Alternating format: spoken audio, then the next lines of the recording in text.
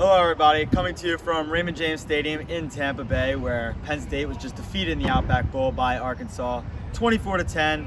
This game is a tale of two halves, of course. Penn State taking a 10-7 lead into the halftime locker room. And, while the offense didn't get going early, they were able to be formidable and made some big plays and got on the board while the defense kind of held things down. But obviously, second half was a completely different story.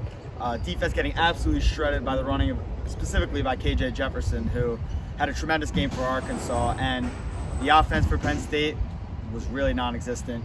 Didn't get those big plays they did in the first half, and we're really just unable to score, and we're ultimately shut out in the second half. So starting with the offense, Seth, what did you see going wrong for Penn State, specifically with Sean Clifford today?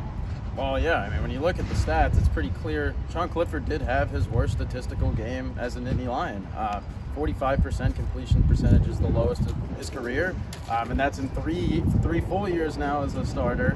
He'll be back for his fourth. The problem today, aside from Sean Clifford, was really the play calling, and I think that comes down to the performance of Kevon Lee, who had about 40 rushing yards in the first half alone, including a 25-yard rush, followed by a big pass completion to Lee, and then he was non-existent in the second half. It just seemed like a matter of things were working, and Mike Yurcich, the offensive coordinator, just didn't go back to them in the second half. Parker Washington, also phenomenal first half, didn't really go back to him in the second half. And it's just like, it's really just the age-old story of if it ain't broke, don't fix it. It was, things were working and they didn't go back to it.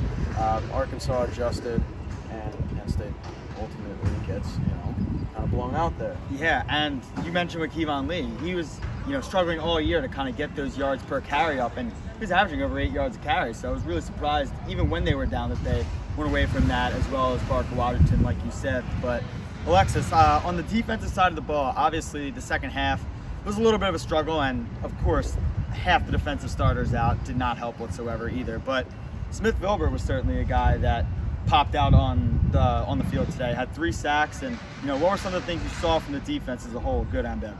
Yeah, I think the big story, as you mentioned, were that they were missing 6 starters on the defensive side of the ball, and they really saw a lot of the young guys step up, especially in that first half. You just talked about Smith Vilbert. Another guy that really stood out was Jordan Vandenberg. He had a couple times where he broke into the backfield, had a couple tackles for loss, and he really showed, along with the other young players, that they could compete for time next year, and that not all hope is lost, especially with Brent Pry leaving to go to Virginia Tech. But also, they have really held down Arkansas's run game in the first half, as James Franklin mentioned. They were really containing KJ Jefferson and Raheem Sanders and all of their potent run threats, but that was not the story in the second half.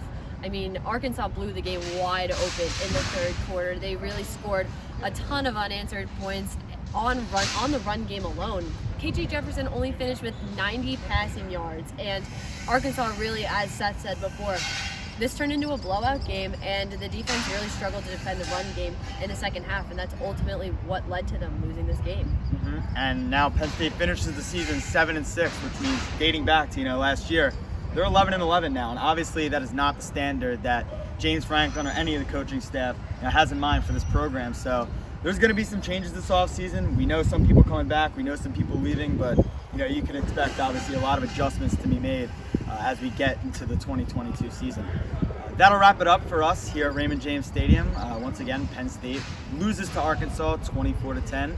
Make sure to follow us for our coverage all night tonight on social media at PSU Footblog and on our website at collegian.psu.edu.